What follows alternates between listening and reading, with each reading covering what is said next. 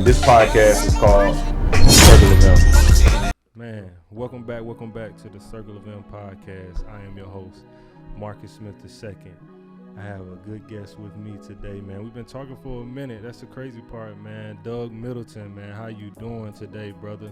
Man, appreciate you having me on. I'm good, man. Glad y'all can make it down. And oh yeah, we in Charlotte, North Carolina. Tell them where you at. Tell them where you at. Yeah, man. We in Charlotte, North Carolina, man. But I can't forget my good guy, Dundre Echols. You know what I'm saying? Let him know what's good, bro. Yeah, we here today. So, man, like what we like to do with the Circle of M. Well, first off, we're sponsored by Pillar 2 Clothing. I have to say that, you guys, Pillar 2 Clothing. That sponsors us as a mental health clothing line that we kind of like do with each other. So, and then also we're sponsored by A&M Sports and Fitness. That's my gym, man. Shout out to Aaron. Shout out to Gio. But, man, first what we start off with, man, we like to break the ice with just asking, man, how you doing and how you feeling? Because obviously our podcast is about mental health and it's about life. So, man, how you feeling today, bro? Man, to be honest, I'm actually feeling like really good. I'm feeling excited because, you know, it's just so many things that's happening in my life right now. It's just embracing the new journeys and the new purpose that God has for me. And it's just really exciting to see where my life is about to go to. And I'm one of those type of people that, you know, like to fall in love with the process. Yeah. So that's just the beginning of the process. You know, we made it to the NFL, was able to do that. But now, like, you know, having to rebuild that up again, you know, starting that process is exciting. Man, when you talk about that process, like we really don't think about the process and making it to the league and what we have to go through in order to get to the league. So I wanted to talk about, you know, I know you're a mental health advocate. Yeah. I know that you're from North Carolina, man, but to tell them about your journey, like what school you went to in college and how you got to the pros. Yeah. So I'm from Winston-Salem, North Carolina. You know, grew up there. Was born in '93. Shout out. Shout out to Yes, sir. Winston-Salem. Attended Parkland High School. You know, really, I could tell the whole story how I even got to Appalachian State. I was one of the last scholarship offers they offered me 2 days before signing day. I can just remember my coach telling me that, you know, that they would never offer me and that I should just go to another school. You know, that started the trend of me just knowing, you know, what I wanted for myself and not, you know, really listening to what other people wanted for me. And, you know, even my parents was telling me to go. They wanted me to go to Old Dominion. And so it was already like negativity, like in your ear. Yeah, it was already people trying to tell me, you know what I'm saying, like, hey, you need to do this, you need to do that.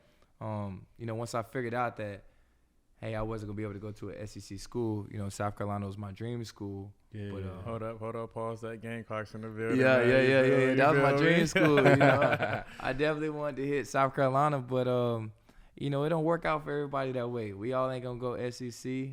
And, you know, once I realized that, I had to formulate a plan, and that's why I found Appalachian State and really just, you know, prayed and worked for the opportunity, and it finally came. And once I got in the building, you know, it just kind of took off from there because, you know, it don't matter how you got there. You know, once you get in there, it's everybody equal. You know what I'm saying? So, you know, everybody equal. So I got in there, you know, from the bat, just came in there, worked hard. Second game, had a 97-yard interception return for a touchdown against A&T. Was a freshman All-American that year. Set it off. That set it off. That jump-started my career. And, you know, I just remember the head coach, Coach Moore at the time, who recruited me, like, man, you keep making plays like this, like you can play on Sundays. And ever since he said that, I still remember that thought to this day because it's like, man, like I can do it. You know, sometimes it only just takes somebody believing in you. You know, and once he did that, I kept working. But then my sophomore year, I broke my ankle. Ooh. Yeah, and that set me back big time, man. That was the first time that I felt like, you know, a huge moment of adversity. What did that do to your mental state when, you know, was that the first time that you got hurt? Yeah. So, like, having to come back and actually be the player that you was before that, like, what was that like? Bro, it was tough. I mean, like you said, that was the first time I've been hurt or had, like, a serious injury. So, for me, going to school to play football, at the time, that was really the only thing that was on my mind, was just being a football player. And then losing that, you know, that taught me at an early age that, like, this game don't last forever. And you're gonna have to learn how to identify yourself more than a football Young player. guys, y'all better listen to that. Yeah. Man. So when that did happen, did you think, all right, I need to have a plan B? Yeah. Or did you just say, like, I'm going to wing this out, and if something else comes, it's just going to come? So And that's a good let me cut question. you out real Yeah. quick, though. But the reason he say that, too, is because a lot of guys carry, I talked about this before, Yeah. the Kobe mentality. They put all their eggs in Yeah, one basket. yeah. It's like, look, if this football junk don't work, it just don't work. But how did you take that? Yeah. So for me, that's what I thought. I was like, man, I'm here to play football. Like, I'm about to go to the league. Like, Yeah. I'm gonna be a football player. That's gonna be what it is. Yeah. And then, when I got hurt, I'm like, yo, what do you mean I can't go out there and play football? Can't catch no Yeah. interceptions. Can't score no touchdowns. So Oh, then, man. at that moment, I was still thinking football. But then this life-changing moment happened to me, man. I actually got in some trouble at school. Mm-hmm. And got in a little trouble with the RA. We was drinking in the dorm room, just like everybody, be Yeah, drinking. chilling. Yeah. And then so they ended up, telling me that I couldn't stay in the dorm rooms anymore because we had a little situation with that drinking ticket. Kicked me out the dorm room. So then I was forced to find some other roommates or find somewhere else to live.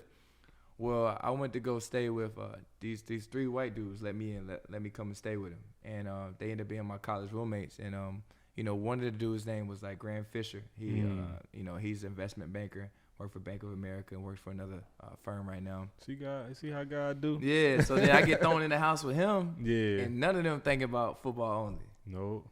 And that's what changed my whole landscape. Cause then at that point in time, he like, man, like you need to start doing some stuff. Like you just talking about ball. He going to China in the off season as a business fellow doing this, doing that. And I'm saying like, dang, bro, you doing everything. You thinking outside the box. So that's what Yeah. forced me to start thinking outside the box. And then that moment actually carried, my whole thought process for the rest of my career. So now, since that moment, I was always trying to figure out how can I leverage football with what I wanted to do post football career. Since that moment, knowing that I just had the injury, that football ain't gonna last forever. So now, that's when I started thinking like, hey, I gotta start thinking about not only plan B, but really what's next in life. I hope I can play ball as long as Tom Brady, but that don't work out for everybody. Yeah, and at the end of the day, you try to figure out like what you really like. Yeah. What do you like to do? Yeah. And when I was with the Eagles, I had a coach. And I used to get pissed off all the time when this coach would say, you better get it while you can, because this the only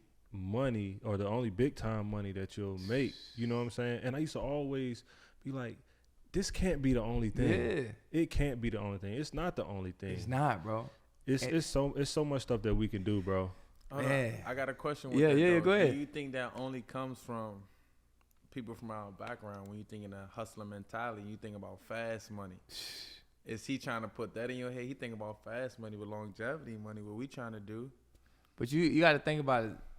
Dre, I totally agree with what you're saying. I think it's a cultural standpoint. It's a cultural frame of mind. Like, I remember training in Miami, and I was out there just at the park, solo getting some work in, and it was a mom and her son, African-American, black mom, black son, and they was out there working, and, right before the kid ran out to the field, he told his mom, like, hey, mom, I'm going to get you the house. His kid's 6 years old. You know what I'm saying? So, like, from that standpoint, you thinking, like, hey, like, maybe ball is the only way we can do it. And it starts with exposure because, that's the things we see most on TV, athletes. We see, rappers. Yeah. You know what I'm saying? Our community, we see, drug dealers. That's what we got exposure to. So, it starts there. But then not only that, it's just the fact that, like, everybody don't know, what else is out there, man. Yeah. We just get so tied in the frame of mind of football. And yes, it does provide – a lot of money, and it's definitely tough to make that money outside of football. But once you get connected with the right people, you know what I'm saying, you find something that you're passionate about just as much as football. That money is possible. It's still there. It's possible. And I do want to connect with that because I was one of them kids. Like I'm young. I'm gonna buy you a house, mom. Like all the way from young to college. Because you see your After mom. that, it's like I'm about to go there. I'm about to go here. And then it You just see your happened. people struggle. Yeah. That's the part of it. As a kid, you understand that early. Like, you see your people going through stuff, and you like, yo, like, if football. I gotta be the one to fix it. Yeah, and sometimes, like, fixing it, you're fixing the problem, but it was like something like Nip had said. He was like, I want to be able to teach you how to fish, but I can't fish for you. So if you could teach someone how to fish, right, then they don't ever have to come back to you Yeah. again. They Facts. doing the same stuff Facts. that you do, Facts. right? But we live in a society where they don't know any better.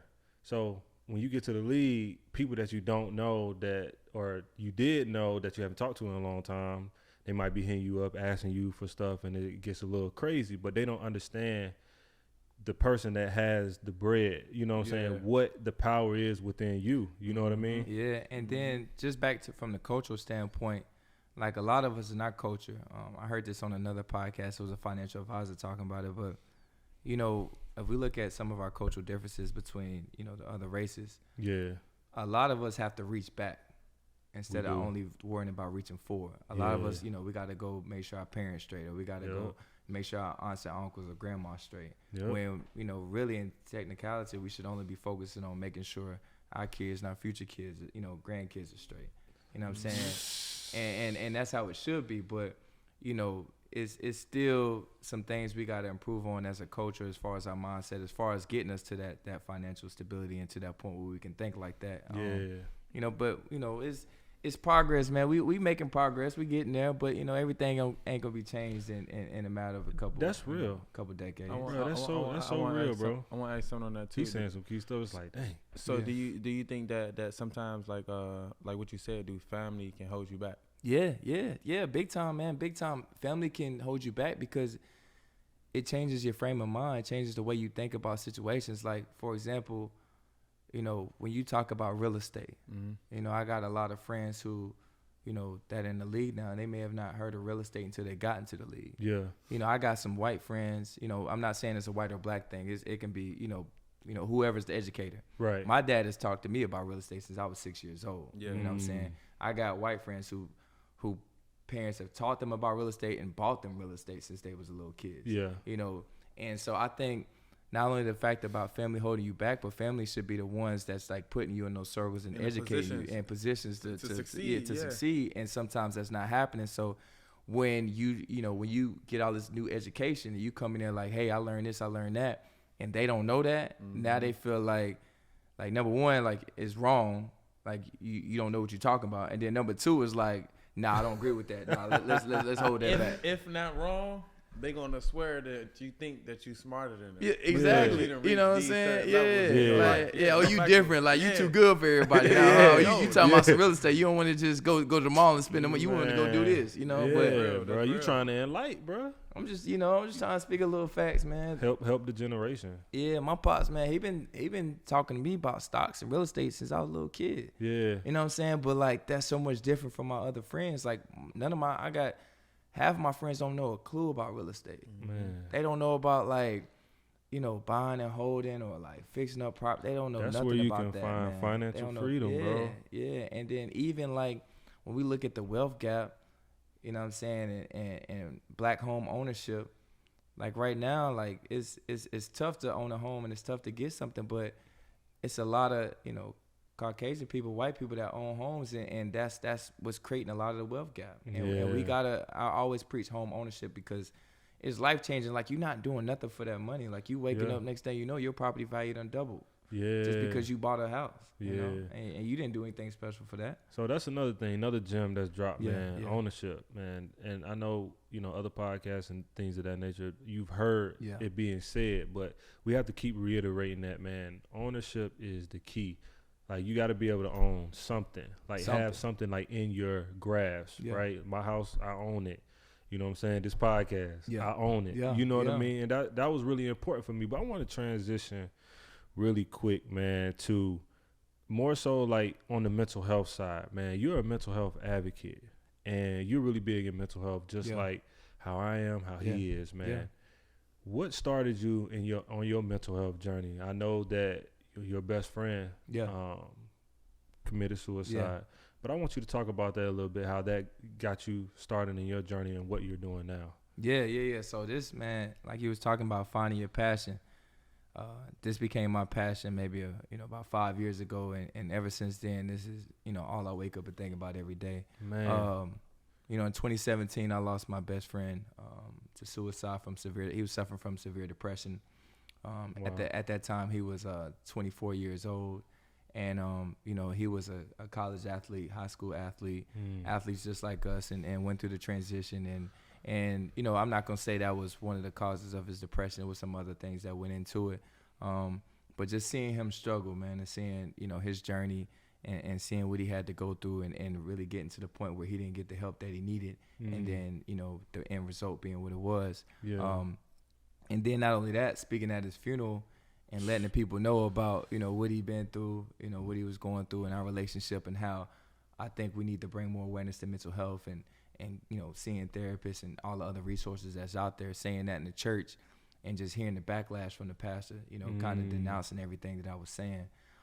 So if you combine that to, you know, I left for camp the same day that I buried him. I got on a plane and went to my second NFL training camp. Wow. A month later, you know, I tore my pec and was out for the season. That's heavy. So I had to deal with all that, you know, all that. So this your trauma second injury? Yeah. Right No, it's my first. It's my yeah. So it's your second injury, and this right after your best friend took his own life. Yeah. So That's then, man, heavy. I'm like, That's I got heavy. hit back to back, like heavy. You know what I'm saying? So then at that point, you know, you get that surgery, you still on the meds and stuff. You just sitting there like dang, like, you know, at first when my best friend died, I was sad a little bit, but I was so focused on ball, like I could really embrace all of my emotions. And then after the surgery, it's like everything just hit me, and I'm just sitting there. I'm like, damn, like he gone. You know what I'm saying? And then it's like, you know, what can I do? You know, what can I do to honor his life? Like, what message would he want me to, you know, put out from this? And ever since then, I just found somebody I could speak to with Nomni, and they was like, man, you got a story, man. You should share it. You know, a lot of people can learn from it. A lot of people will be touched by it. And then so since then, I just kept sharing my story, just kept meeting different people. And then it's kind of just took off from there. But it all just came from me waking up one day like, man, I got to figure out a way to honor him the right way, knowing that he ain't here with us anymore. Man, let's talk about that a little bit too, man, because we, you know, there were some things that were going on. He was an athlete. Yeah. He, you know, maybe seemed like he had, you know, good Everything stuff. going on for him. Yeah. And that's how it always is. Like, he had a friend who passed away by suicide, and you would think that she was, you know, she had everything. Living her dream. Yeah. And it's the same thing with me when I dealt with what I dealt with when I told my story about the suicide. But in that moment when you were in your injury, right, and you woke up and you was like, it hit you. Was it because it forced you had to sit down? You didn't have anything around you to take your mind off of it. You were just at home with your injury. Was that because of that? So think about it like this. Okay, so a lot of us athletes, right? This is why a lot of us athletes struggle after we get done with the game. So as a young kid, you know, you grow up in a household that may be, you know, struggling financially, maybe in a tough neighborhood. You've seen a lot of death. You've seen a lot of trauma, right? You know, you got that outlet with football. You know, you just go play football. All those emotions that you got, you just kind of push it to the side because you don't even really got time to think about it. Yeah. You know, you got all that going on. You playing football. You the man. Then all of a sudden, you know, you fast forward to the end of your career, and you know, like I said earlier, sports end poorly for everybody. You know, at some point in time, it never ends how you want it to end. And you know, sports is done. You don't have that outlet anymore. So now a lot of guys, you know, all those emotions that just hit them at one time, and then when it hits, it's like, that's why they always try to ask you, like, you know, about your childhood, about like where it started from, because, you know, you probably been carrying it for so long and you just never dealt with it. And that's a thing that's going on with a lot of our people, man. They got so many other distractions that they can just, you know, push their energy to and never really have to address it. And then for me, you know, with that injury, you know, I was forced to address it right there in the situation. Yeah. You know, right there in that moment, I was forced to address all the pain that I had. And you know, me having that season-ending injury, I really had nothing but time to just sit there and think about it. And then like all those emotions, man, just, you know, trying to, you know, come up with a purpose from it and you know, see what God was trying to tell me, see what my best friend was trying to tell me. Yeah. It just all hit at one time. So I think, to your question, like, it's a lot of us that's dealing with stuff. It's a lot of us that, you know, just may not have the time to sit there and think about it because everything is just going so fast. Man, yo, this is Circle M podcast, man. That was he just said that was real. He just said some real stuff right there. Yeah, man. That was real. And I love it because we don't know how to be vulnerable, man. Nah, yeah. But we doing it now. We doing it now. We starting somewhere. Yeah, man. You see this vulnerability in us being black brothers and really talking about this thing because we have to get it out to our community. Got to. Right? So mental health in the black community, how do you feel like we can more involved in that space? How do you think that, bro? Yeah, that's a good question. You know, I think this is something that everybody has to do. It's gonna take all stakeholders to be able to get something like that done. Yeah. You know, the first stakeholder is the church. You know what I'm saying? I don't know about how you was raised, but I was raised in the South. So, bro, you know what I'm saying? My grandma look at our pastor, or my mom look at the pastor like that's Jesus Christ walking around. You know what I'm saying? So like whatever he say, go. You know, so if we had more pastors preaching messages about mental health, about about education, about mental health awareness, about the different resources that's out there. Yeah, that's a starting point because I talked to you about how the pastor at my best friend's funeral 5 years ago kind of denounced everything I said about mental health. 5 years later, another kid from my same high school died from suicide, student athlete. And it was the same message from the pastor. So no mention of mental health. That's the crazy part because the reality is that faith without work is dead, right? So if we're going to preach to the masses, we're going to preach to the people, God brings people in others' life to be able to help them along, right? Yeah. So if you're dealing with something, it was people in the Bible that was dealing with depression, anxiety, these things, right? But if you're dealing with something, God may bring somebody who can help you. Yeah. Right? Through that. And you still have faith in God, right? But he's bringing you the angel to help you through your situation or whatever you're going through. So I kind of like never understood that part because I was like, faith without work is dead. So we got to actually do the work to actually get the help that we need. It's not only that, but it's the fact that like, man, this is God. This is the person we say that like, he's bestowed so much talent on all of us. Yeah. He's put people on this earth to like help us. Like, nobody's questioning that when we talking about doctors. Like, nobody's telling you, oh man, don't take that medicine. Just pray to God. Like nobody's saying stuff like that. Nobody's saying like, don't go to the chiropractor. Just let God do the adjustment. You know what I'm saying? Nobody ain't doing that. You know what I'm saying? So why is like mental health any different than any of those things? Nobody's saying like, oh man, don't get no financial advisor. Just let God manage. Just let God take care of that. Yeah. Nah, man, like he put a lot of talented people in this world. Trust it. You know what I'm saying? Believe it. Trust those resources and the talent that he's given those people. So like just talking about that. We talking about mental health. We talking about our like you have friends. You know people. I know people and that have committed suicide, right? And we worry about their mental health and how they're doing. And so, like, you got people out. This is me being asking you a question how you might deal with it. Yeah. If I do have friends that have committed suicide, right, and I deal with my own things personally, them committing suicide, it's like, dang, why you do that? Yeah, and you don't. But it hurts us too. Yeah. Right? And so now we're sitting here dealing with more problems and trying to figure that out. And so I want to ask you, as a person who do have a friend. How do you deal with that, knowing that someone that you might have thought was strong enough or was dealing with this, you see them out there? So it's like, how do you deal with that? Yeah, that's a good question, Dre. Damn, Dre. Yeah, Dre hit it good. Hit it good. Both of y'all the same, though. Yeah. He had a friend, you had a friend. Yeah. So I had some close people to me like really commit suicide, and I want to know like it tough with me. Like, dang, I thought you was strong. I'm holding here strong for you. I'm holding here strong for my family, for people. Boom, boom. When I had those thoughts and I decided I'm not gonna do that. Right. I'm gonna just stick it out and just roll with life. And so, it affect the people around you too. So I want to know like. I'm a standing person of, I'm still dealing with life. Yeah. How you dealing with it, knowing you got friends that did that? Yeah, knowing that what my friends went through and what my brother went through, and how he dealt with it. I feel like that's an individual situation. You know what I'm saying? My journey, my path is different from his. My journey, my path is different from yours. You know what I'm saying?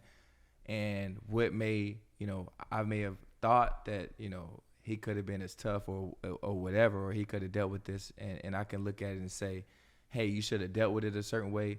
I can't speak judgment on that. Yeah, you know what I'm saying? I can't. You don't know what they. I don't know really internally what all he was going through. I can sit here and say, well, it looked like he was going through this and that, but I really don't personally know. Yeah. But I do personally know what I'm going through in my journey, and that's all I can focus on, and focus on being able to get the resources, I need to be able to be, mentally strong, mentally healthy, and then not only that, but being able to share the resources that I have that's worked for me with other people. Yeah. You know what I'm saying? Like, I can't fight the battle for you, but I can at least show you what all is out there. It's ways to deal with it. You know what I'm saying? It's It's ways to deal with it. I can't say, hey, Dre, like, I know you going through it. Like, let me go to therapy for you, or let me go to hot yoga for you. Let me do this for you. I can say, hey, Dre, man, this is what worked for me. Yeah. You know what I'm saying? Maybe you should try it. You know what I'm saying? I think that's how you fix that issue that you're talking about. But I can't fight another person's battle. My brother always says, like, I can't want to get in a better mental state better than more than you want to do it. Like, I can't do it for you. Like, do you actually want to get help? Like, I can want it so bad for you, but if you don't want it for yourself, I can't do nothing to help you. Yeah. I can't help you. You know what I'm saying? I could tell you, I could list out all these resources and say, hey, Mark, do this, do that. But and if you don't ever show up, I mean, faith without work is dead, I can't bro. do nothing for you. And that goes back to like comparison, right? Yeah. Even something is that like that comparison. If you look at like, dang, that happened to him, then you start looking at yourself.